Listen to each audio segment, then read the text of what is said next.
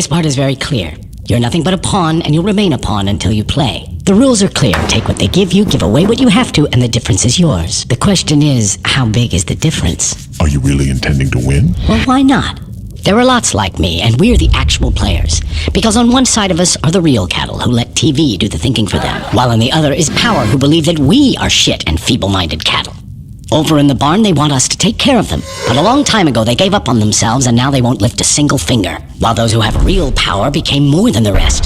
Became gods. They sit so high up that they can't see us as either a serious enemy or a trusted friend. They have only one problem, that they're not immortal. That just leaves you and me. Sometimes I benefit you, other times you me. Everyone plays a game of their own.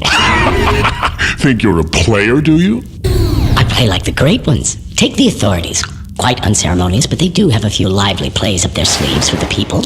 Every couple of months, they let them blow off steam. Elections, Black Friday, a new auto plant, the latest installment of Star Wars, the Super Bowl. And the people just gobble it up. But when people have holes in their pockets and nothing to eat, who's responsible for that? So now, without their beer and football, they need a sacrifice. And you can be certain that power will provide them with a patsy. And it'll be us. Understand?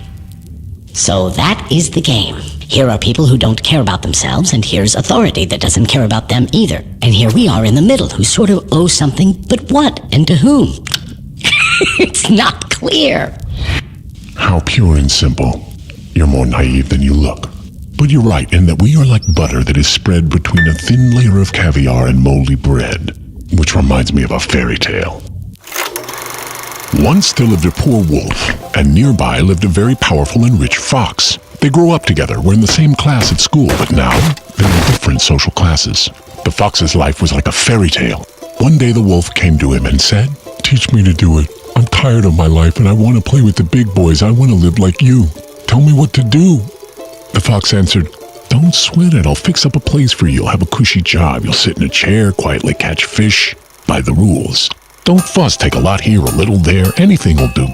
So the wolf nervously looked around and saw that everyone was doing the same thing. And soon, it was all working.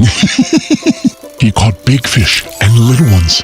One day, the fox came to get his share of fish, but the wolf said to him, "Sorry, brother, this fish is stuck to my tail." So the fox went and unstuck it.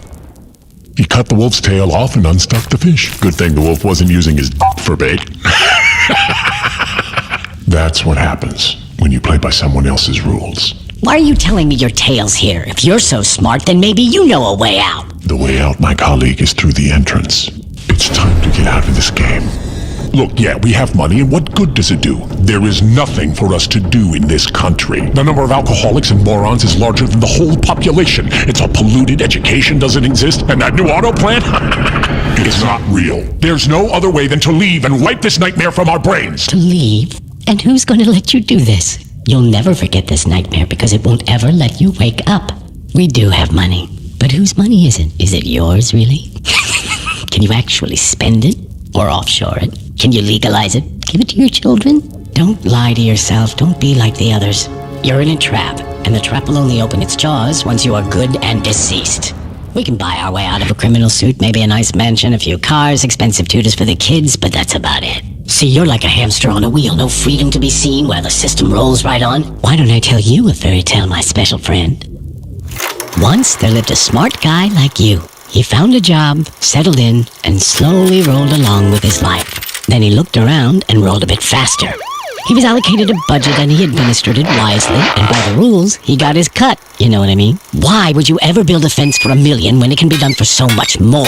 So he rolled on like this. The books looked good. Sometimes they didn't quite balance, but mostly it was a well-oiled machine. He'd give a taste to get off in court, give a taste to avoid an audit, he'd give a taste to whomever caught him and get away. But came the day he decided, enough. I've made enough for myself and my kids. No more risk. Everything can change. I'm leaving the game.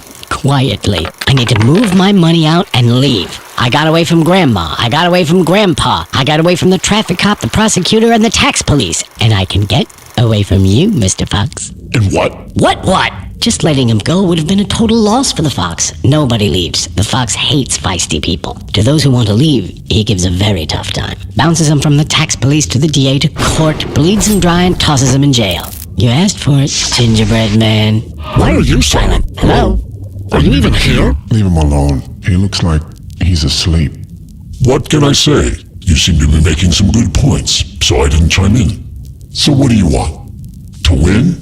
Or not to lose? Not to lose. It doesn't matter. How is it possible to win or lose in a game where the rules are constantly changing, but are never changed by you? I want to tell you a story too.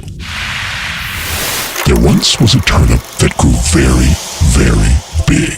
They started tugging it in different directions, but just couldn't pull it out. The turnip creaks, but it won't come out. Then one smartass said, why don't we just grab the turnip together and pull it in the same direction? They grabbed it, pulled really hard, and pulled out the turnip. It shined gloriously like the sun, so beautiful, so smooth. When the turnip was just sitting there, no one got anything at all. But after it was pulled, everyone had enough. There is one way alone for us to agree amongst ourselves, to finally write some rules ourselves. And that's when it will start.